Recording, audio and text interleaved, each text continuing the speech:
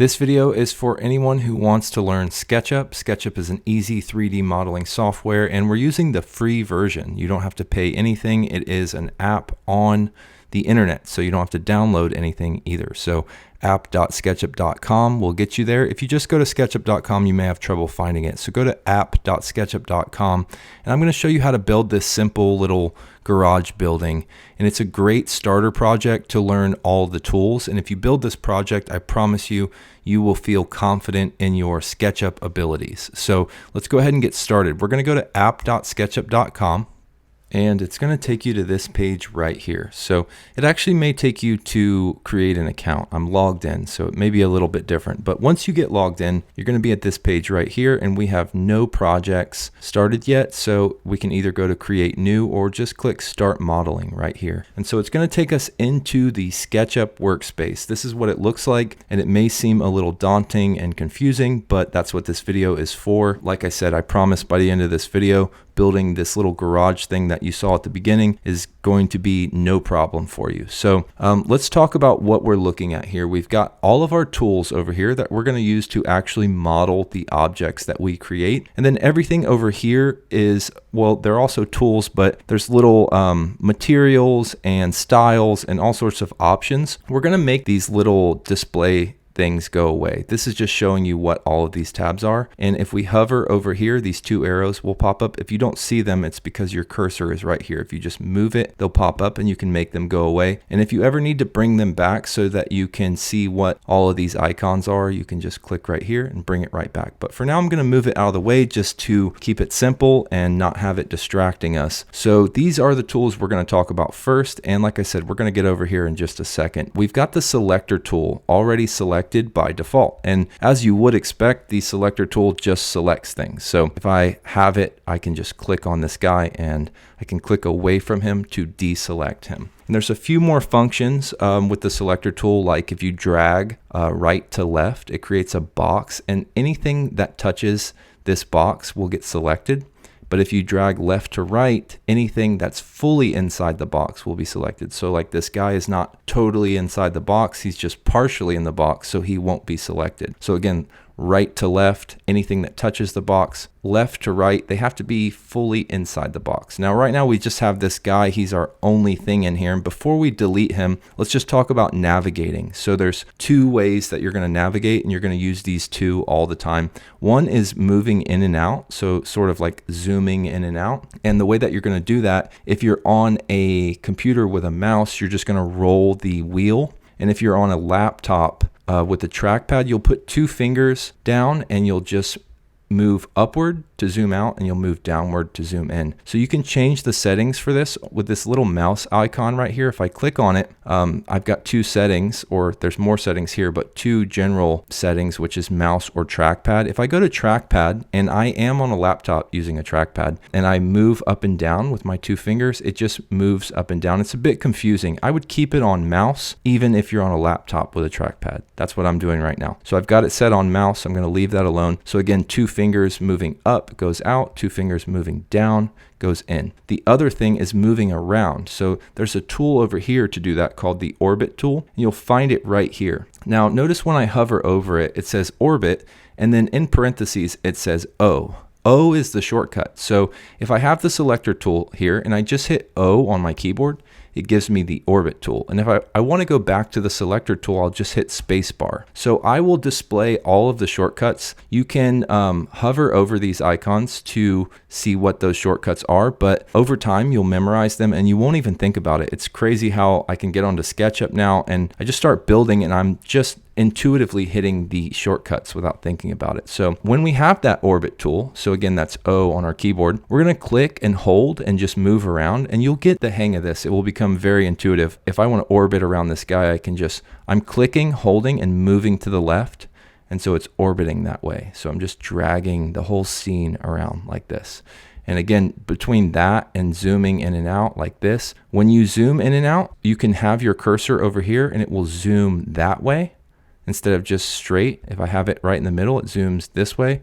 If I have it over here, it zooms to the right a little bit. So you'll get the hang of all this. with the orbit tool selected and your trackpad or mouse going in and out, you'll be able to navigate your projects pretty intuitively over time. Now let's get to building some stuff. Let's get this guy out of the way. We don't need him. They always start your project with a person in there, and over the years the person has changed. This guy's got like a ukulele or something and a dinosaur shirt. It doesn't really matter. We're going to take the selector tool, so we can just hit space bar to shortcut us there. We're going to click on this guy and we're going to hit delete or backspace on the keyboard, and now he's gone. Now you may want to leave him. We're going to build that little garage, and sometimes when you build stuff like that, it's helpful to have a person, so you know, like this guy's roughly 6 feet tall or something, and this is what my project looks like next to him. We're going to leave him out of the way for now. What we need to do is build the first little square on the ground to decide how big our building is going to be. So you can think of it as the foundation. We're not actually getting into detailed construction in this video. This is just so that you learn the tools. Our foundation is going to be 20 feet by 20 feet. So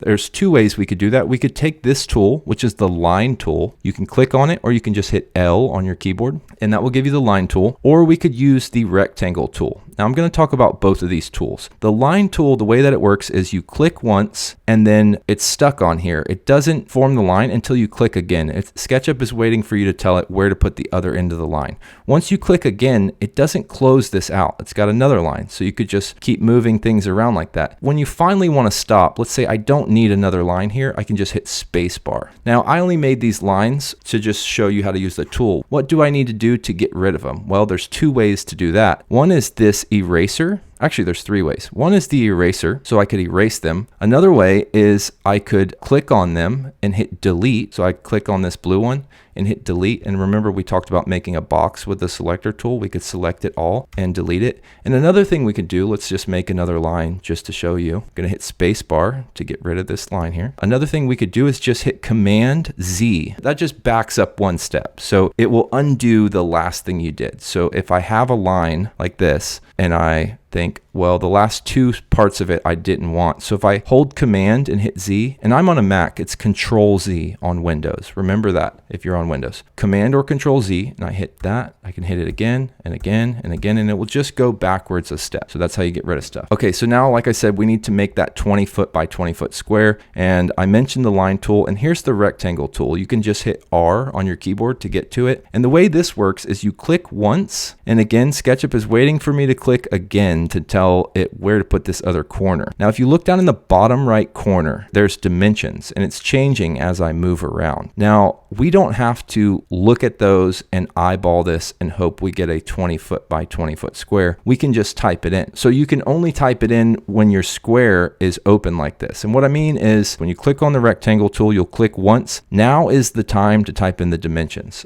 If I type in 20, 20 and then hit enter, it's going to give me a 20 inch by 20 inch square.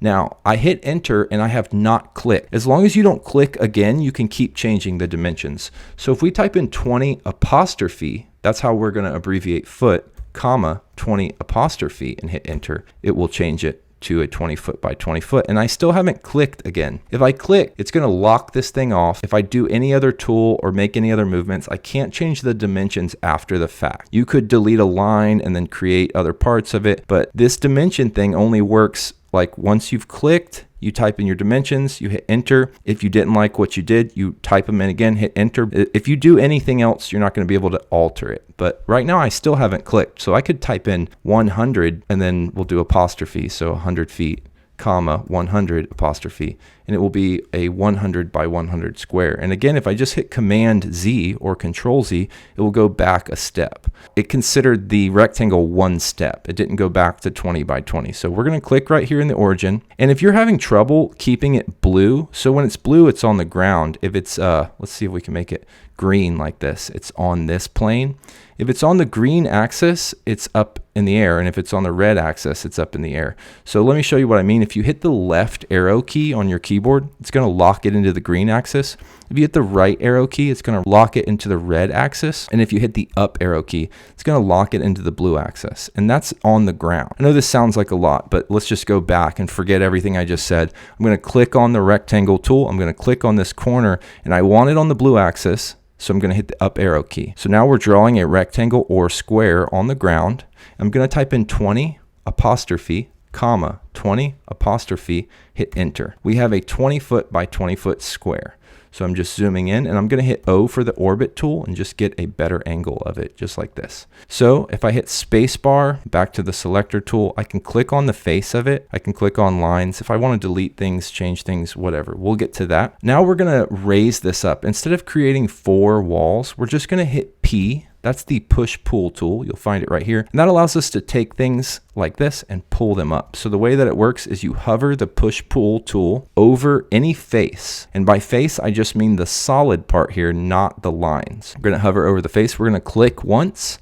And now I can just move up and down and it's going to follow me. So I'm going to type in 12 apostrophe. So that's 12 feet. I could have typed in 144. That's 144 inches. It's the same thing, right? And so now we've raised the walls up just like that. And then the next thing we're going to do is I'm going to show you this line tool. We're going to go right here to the line tool or just hit L on your keyboard. And I'll get a better view for this.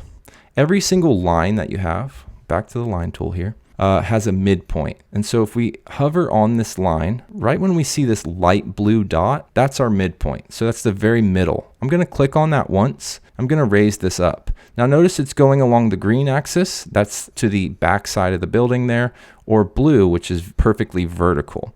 Again, we can lock that in with the arrow keys. If I hit up on the arrow key, no matter what I do, it's only going to draw a line that's on the blue axis. So I've got it on the blue axis and I'm going to type in, let's go 8. We're going to type in 8 apostrophe. So that's 8 feet. And now, like I told you before, it doesn't close the line out until I hit spacebar or until I connect to another endpoint like this. So I'm going to just click on this corner and now it made a face. When you draw lines together, I want to point that out, and they're closed in, it will automatically add material to that and make a face. And we want that in this case. If we wanted to get rid of it, we could click on the face and just hit delete and it would hollow that out. I'm going to hit Command Z and just leave that there. Hit L for the line tool. We're going back to the line tool. We're going to click here again and we're going to do the same thing here. And so now we're starting to get the sort of shape of a house. Now what I want to do is make a line across here and then connect to these points. There's an easy way to do that. If I hit L for the line tool and I want it on the green axis, that's the correct direction. So I could hit the left arrow key to lock it in.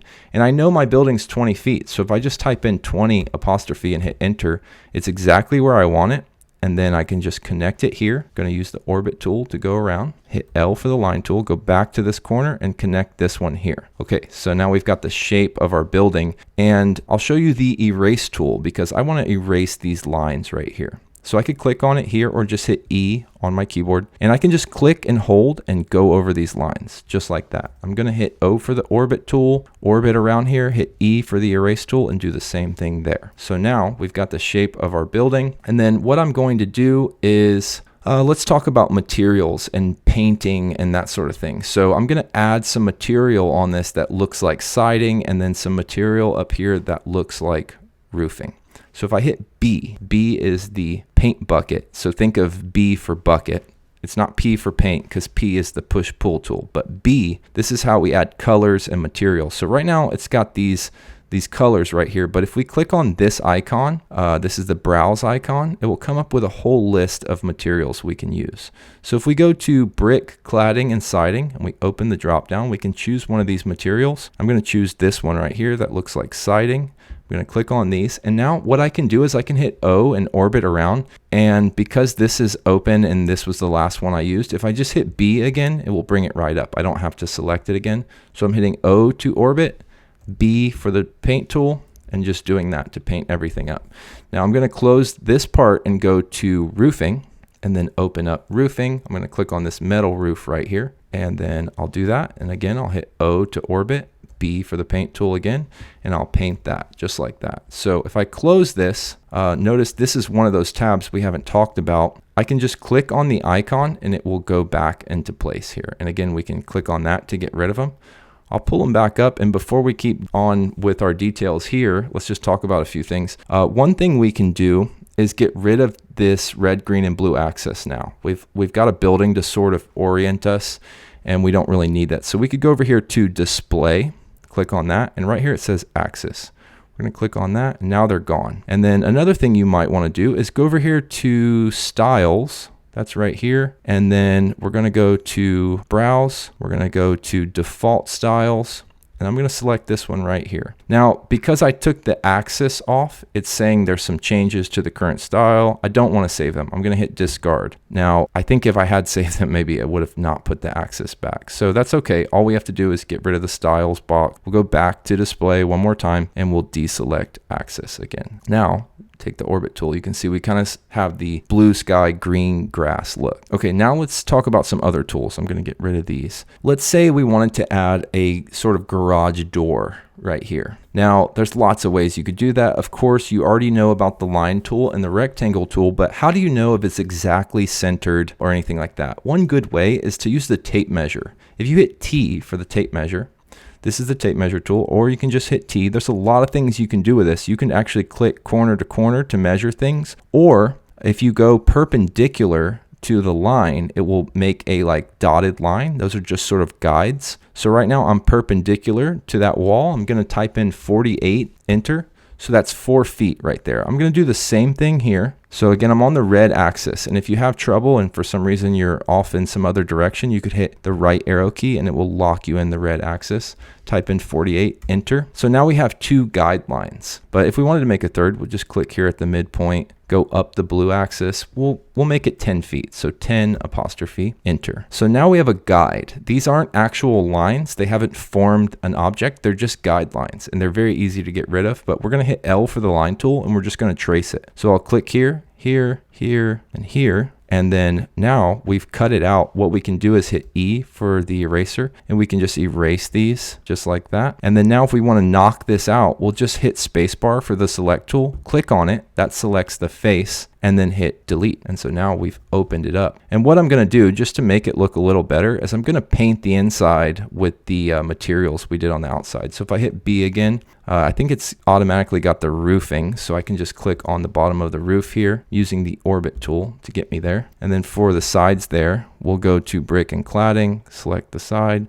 boom, boom, orbit, B for the paint tool, drop it in there. Okay, so now it looks the same on the inside as it does on the outside. So there's one more thing I want to show you, and that is creating boxes around this that could be trim. So instead of just using the tape measure to take a guide around the edge of this, I'm going to hit F. So F is called the offset tool. Actually, let me get rid of this and this. So we hit F. That's the offset tool. It looks like this right here. And what you can do with the offset tool is you click once on a face and see how what it's doing is it's making the exact shape of my box here. And if I just type in 6 and hit enter, it's going to make a box around it that's 6 inches. So now what I can do is hit B for the paint tool. I'll close this siding one and go to colors. We'll go to white, which will be at the bottom down here, and we'll paint right inside that. So now we've got some trim. Now, if you were trimming out a house or something, it would probably just go down the sides and wouldn't be on the bottom like that. So what I'm going to do is I'm going to come over here with the line tool, hit L. I'm going to draw a line there, and I'm going to do the same thing. We got to get rid of this. Do the same thing here. Got to be on the blue axis to be completely vertical, right? So that's not right. Once it's blue, and again, we could hit the up arrow key and lock it in. It will just snap onto that line. And then now what we can do is hit E for the eraser and just erase that line. Boom, that looks a lot better. So we're going to do the same thing over here. We're going to trim out this door. Now, it would have been easier to just use the offset tool beforehand. But what we can do is hit T for the tape measure and come up 6 inches and then out 6 inches and then this way